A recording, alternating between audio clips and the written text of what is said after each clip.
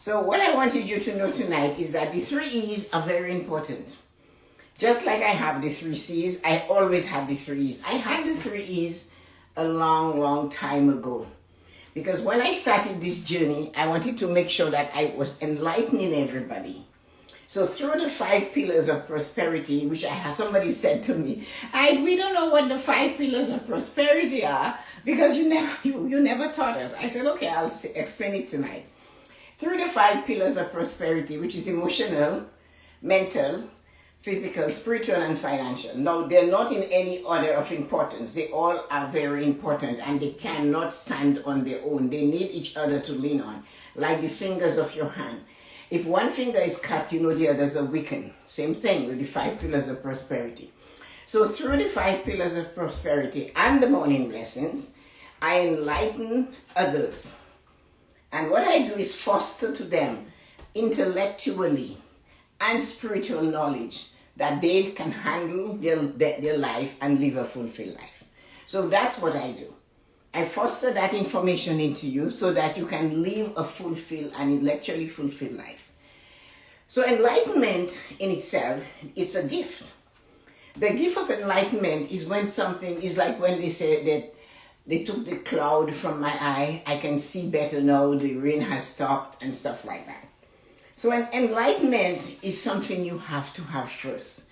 So I cannot educate you until I open the door of your enlightenment. So that's why enlightenment comes first. I say, oh, what you're doing, what you're saying, what you're thinking, what you're attempting is this. You need to clear it out. What it is.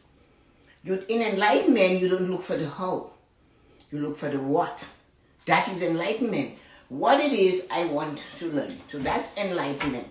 So enlightenment is my job to open your eye and say this, like it started with the financial thing, then it got into the spiritual thing. But enlightenment is that person that's running around with a chicken, like a chicken with their head cut off and not able to find anything.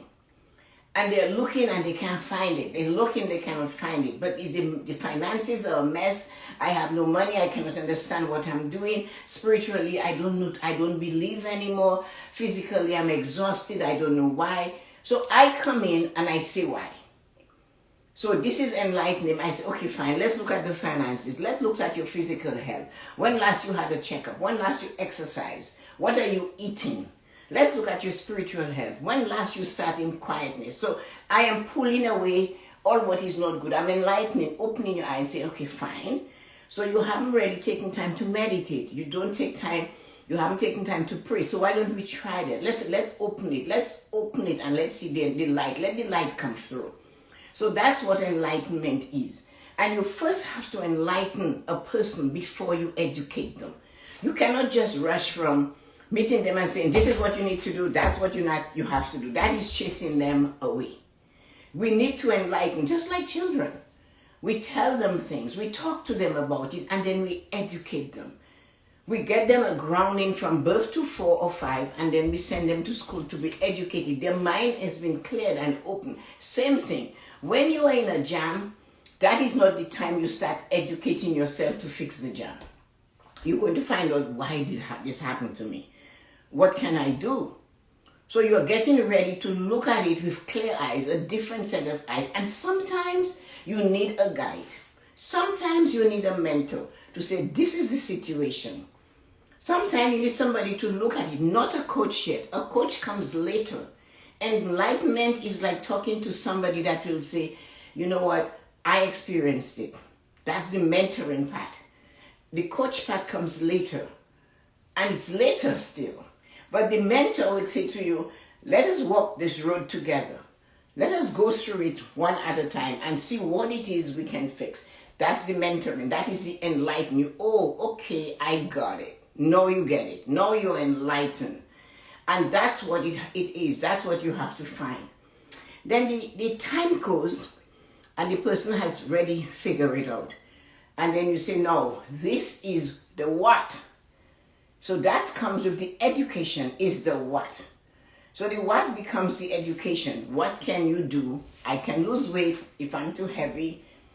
I can look at my finances with clear eyes. I can work on it with you. I can take it down. I can work on it. I can make sure I put it together. We can look at the numbers. That is looking at it with the clear eyes. That is the education part. This is where you are. This is how much you make. This is what you spend. This is how much you weigh. This is how much you need to lose. This is how often you should meditate. This is how often you should sit in prayer and silence. This is how often you should breathe deeply. This is how often you should read. This is how often you should realize your mental health is the ability to retain the documents, information that you heard or you received a month ago. Your emotional health is this situation. You are acting violently from something. So your emotion, it could be up, it could be down. So don't mix the two together. The education now comes, I'm saying to you, okay, you are reacting to this in an emotional way. So it's how we react to the information we receive. That is the emotional. It's not mental. Mental is your ability to remember what you learn and to apply it when it's necessary. So there is two things, right?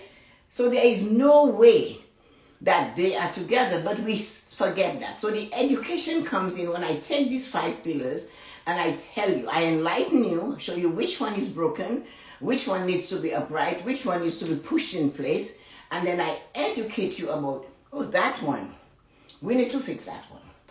That one is ready, and this is what we need to do. What is the process? There is no how yet. You understand that? So what is going on, and the education you get at that time is it. So the enlightenment is saying, let us look and see what you're experiencing. Let us take our time and look at what you're experiencing. That is our enlightenment. And we do that. Hi, Donato. And we do that. But then, once we have all these reasons why things are clear now is the time for me to teach you. So we cannot jump as soon as a person comes to us to say to that person, I need to coach you. I need to, no. You need to enlighten them. You need to let them know what is going on. You need to take them through the path. Then and only then, you will educate them by showing them the what. What we need to do to educate you. So the enlightenment comes first, education is second. And up until that time, there is no coaching. There is only mentoring. There is explanation. There is no coaching. The coaching part is the last part. The very, very, very last part. So when we come to the third part, we're encouraging. We're still mentoring. We haven't touched anybody yet. We're still mentoring. So the encouraging is every day you report to me. Every week you report.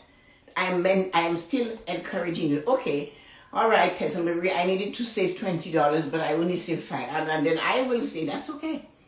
But remember, 6 months ago, you didn't save $5. So you're getting better. And that is what the coach would do. But the coaches don't wait. They jump into coaching at day one. So education and then encouraging. Okay, try next week. See what you can do. Tessa-Marie, I really went to McDonald's and I gorged on these French fries and all this food and I gained 5 pounds. Okay, that's I understand that. But 2 weeks ago you lost 10. So you're still 5 pounds ahead. So that's encouraging the person to go on and to say, okay, you can do this. I don't have to take you up and show you all those things. All I need to show you first is to enlighten you, educate you. Then my job after that is to be there for you, educating you and then encouraging you. You decide with that person how often you're going to meet, because you don't have to meet every day, and maybe a month is not good enough for some people.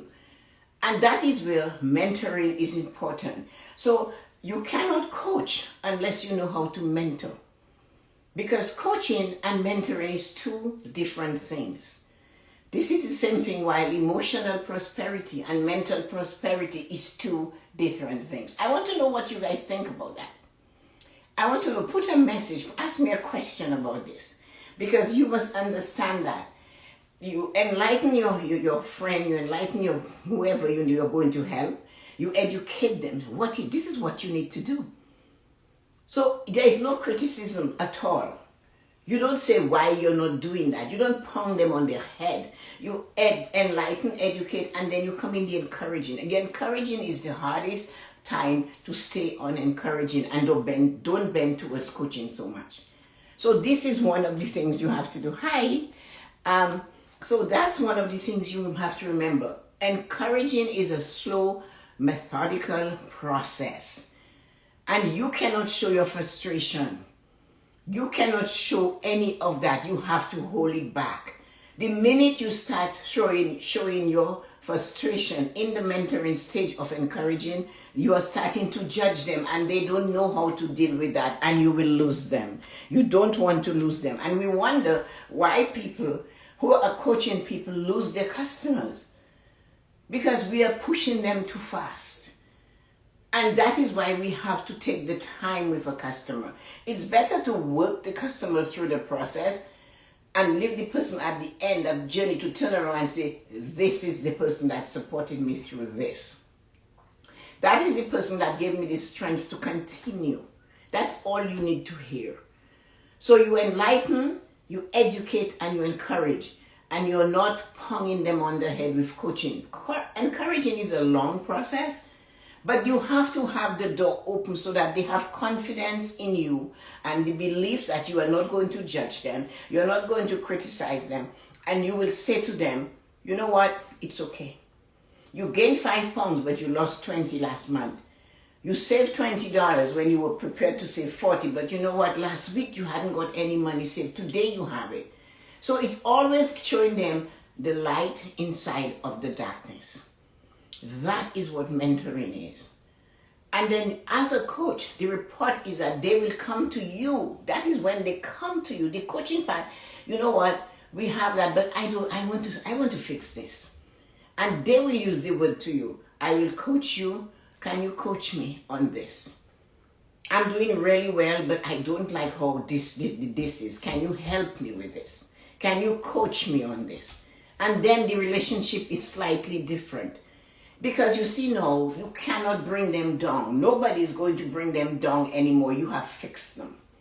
You fix them by enlightening them, educating them, and you encourage them. To the point where they have so much confidence in themselves, they can come to you and say, I need to be coached.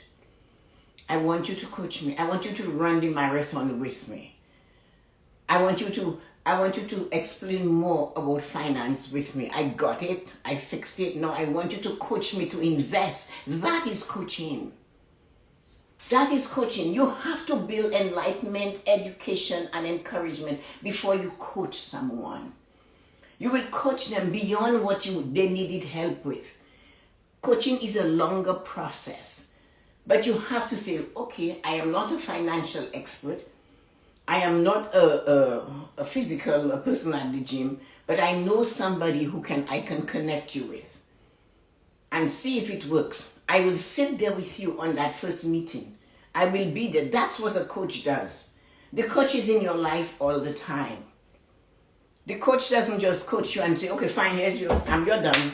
That's not coaching. That is just telling people you can fix them. Like you take a screwdriver and you tighten a knot. No, you can't. That is not what we do. So the enlightenment process is the beginning. Show me what is wrong with me. Enlighten me about what I'm doing that's not good. Maybe enlighten me that some of what I'm doing is fabulous. And you have to do that first. So a real good coach should know what is your do-wells, your did-wells. What are you doing that's well? Are you doing something well? You should find something in that human being that they're doing great at. So this is your did well. That's how we used to say it in coaching at the bank. This is your did well, and this is your next time. So you give them something to hold on to. I am enlightening. You didn't know you were doing this well? You didn't know you were fabulous at this? That's enlightenment. And then you say, well, in the education process, this is what I'm going to help you to fix the next times. So when you're facing this opportunity, next time you can fix it.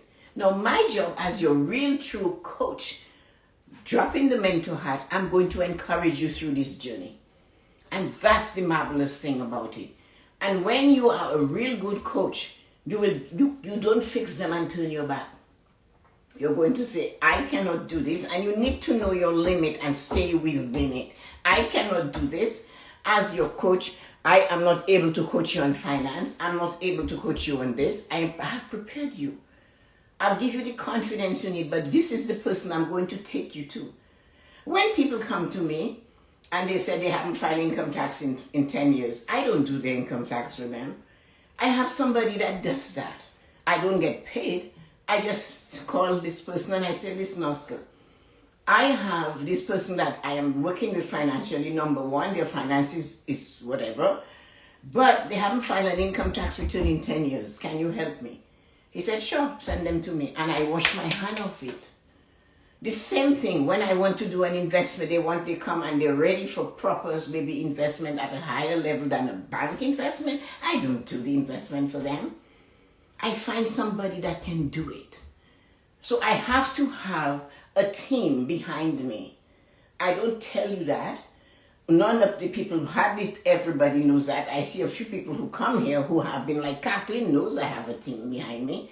If Kathleen comes to me for something nowadays, Kathleen is one of the people that started on my financial plan when she was in her early 20s, when she was planning to be married, to be engaged, to buy a house. So Kathleen knows. If now I don't do any of this, never did. Even when I was a manager, I'll say, okay, Kathleen, you have to come in, see this person. Your income tax, H&R Block is too expensive. Go see this person. I call that person, I say, I'm sending so-and-so to you. That's what a coach does. You want some help? I have somebody now who can fix you. Tehran is there. He's a physical coach. Go see him, talk to him. He does nutrition. You want to lose weight. And that is what we do. A coach is not a fixer-upper. A coach is a person to direct you. A coach is just like a GPS. You give them the information and they find you there. You give me the information and I take you there. So when we are coaching somebody, we are not just going to stand up and on a pulpit and say, you must. No. Show them what is perfect, because everybody has good thing, enlightenment. Educate them on what they need to fix that is within your boundaries. Encourage them to the point that you're telling them, okay, you are doing well. But if you are not a nutritionist and they're overweight, you cannot tell them what to do. Fine. If you're a proper coach, you have to have a team behind you. A team that represents the 5 pillars of prosperity. A team that will fix them, that will talk to them about their emotional health. A team that knows what to do with their mental health. A team that will tell them how to deal with spiritual health. A team that will tell them what is physically going in them. And of course, I will keep the financial part for myself to a limit. To a limit. When they get to the point where they're ready to swim, and they can navigate the waters that are more volatile, I drop it. You don't need me anymore. I prepare you to go to a bank, to go to a broker and speak English to them. And if they're not speaking to you in your language, you stop them. That's what a coach does. You stop them and you say, let me tell you, I don't understand what you're saying. That's my job. I prepare you to navigate the world. That's my job. So I am going to tell you, okay, if this person is talking to you and you are not understanding what they're saying, you need to say to them, listen to me. I don't get it. I'm not a banker. I am not a physical coach. I'm not a nutritionist. Give it to me. I am paying for that service. Give it to me so I can understand it. That's what I do. So I really don't know what I teach, but I know I teach within the 5 pillars of prosperity. I give you the morning blessings and give you the encouragement so that you can do better. And that is what I do. So when we talk about enlightenment, enlighten them. When you talk about educating, educate them. When you talk about encouraging, encourage them. And realize there's a limit to you. So I have to drink some water. Somebody said I should drink water. It says create with lipstick, always lipstick. You can know when my cup is around. And that is, so let me look to see what you guys are thinking, because I am sure you were there, but nobody has said, let me see what you think of those things we're talking about. So Ali, hello Ali, Yoko, Ali there. Rosie's here, baby. Hi, baby. Welcome. Rosie, hi, Tess. Yoko. Beautiful jade necklace. Rosie, you would notice that, wouldn't you? Yeah, I got that a long time ago, China. Zan. Hi, Zan. Rai, hello. and Rosie again, and Ali, and who is this? Oh, Yoko, congratulations. Okay. She's congratulating Jam for something. I'm enlightened. Hello, Donato. Hello, everybody. Hello, dear house. Education, encouraging. Yes, Yoko. And enlightenment is the first one. So I like the designer look tonight. Versace runway, you're ready. Tell me about it. Hi, Christina. Hi, Debbie. Always have resourceful. You can't do everything. Yeah, but you know, Christina, you have to have somebody behind you. And of course, my friend from India, you Disa-Marie. So guys, that is one thing you have to remember. I'll go over it again. Through the 5 pillars of prosperity and the morning blessings, I enlighten you, and by fostering intellectual and spiritual knowledge to help you live a fulfilled life. That's what I do. So the enlightening process is to say to you, you know what? Let's look at what's going on. That is just a recap. Let's look at what is going on. Enlightening is taking the veil from the eye, taking the mask from the eye, and saying, this is how the world looks. This is where you are, and this is where you should be. These are the good things, these are the bad things. But we always show the deed wells first. And then we say, we need to fix this. Then I educate you on how we're going to fix it. And I'm still a mentor. I am not a coach. I'm still a mentor all through that. And then I come to the encouraging part. I'm still mentoring. Then I have to find, out of the 5 pillars, which one is weak. And if it's weak, I have my team behind me. There is a team. Sometimes, guys, my team would be, for example, Kathleen, Lisa, a few of the young women and men that, and sometimes Ryan Elliott shows up. He's an expert on taxes. I will say, Ryan, I have this customer. What are you going to do for me with this? I need you to look at him. And you say, sure. So I have this team. I'll call Oscar and say, Oscar, they need the taxes done. Oscar, they're looking for investment. What do you recommend? So I don't talk to Oscar. I don't talk to Ryan beyond this. And even Kathleen, I'll say, Kathleen, you went through that. Can you explain that? Why you have 7 or 8 different bank accounts? Tell them how it has been working for you for 15 or 20 years. And Kathleen will say, okay, because she has gone through it. So I don't have to do all of it myself. And then that is where the coaching part is. I know when to let go. I know when to walk away. And I know when to say, I am not doing this. The financial part, I might take longer. But once I set you on the road and I show you where to go, I expect you to do it. And I don't call you back and say, you need to come see me. You should know you have an appointment and you should keep it. And the other thing that is really remarkable, after a while, I will see you once a month. Then I will see you every 6 months. Then I'll see you once a year. And that will be once a year, unless there's a huge change in your lifestyle. A huge change. You're getting married, you're having a baby, you're buying a house. Then I will have to see you, because all of a sudden, as your financial planner, I need to show you different type of situations and help you along the way. And then I will maybe even go to the bank with you. I have done that. Gone to the bank with my clients and sit there. So that the bank manager knows I am sitting and I say who I am. And when they say to them, just sign here, I said, no, you can't sign here. What is this? So that is what I do. And those of you that are really good at it, I will tell you what to say. I have trained you and I know you can face the world.